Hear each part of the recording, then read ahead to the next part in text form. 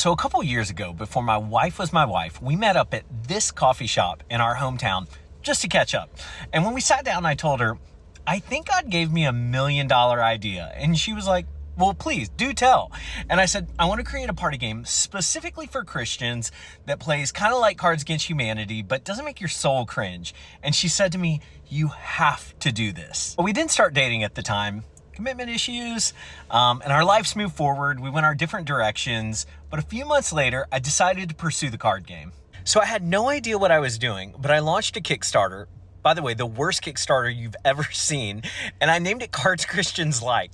I didn't expect anyone other than my mom and like some close friends to back it, but by an absolute miracle, we had raised $12,500 by the end of day one. But it gets better. By the time the Kickstarter was done, 30 days later, we had raised $186,000. And my now wife, turns out, was one of the original backers because she found out about it on social media. I mean, if you're a Christian, you're gonna think this game is absolutely hilarious. Just look at this.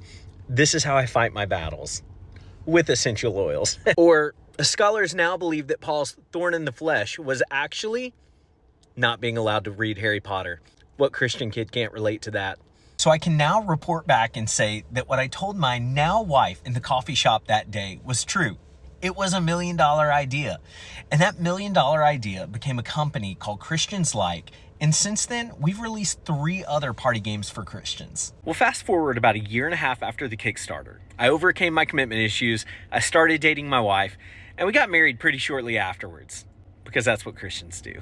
And then she quit her job and came to work for the party game company because now this one idea employs our family. And honestly, we couldn't be more grateful for this game and this company because every day we get to come into work and read messages like this, where someone told us that their mom laughed so hard at family game night that they peed their pants and stained their couch.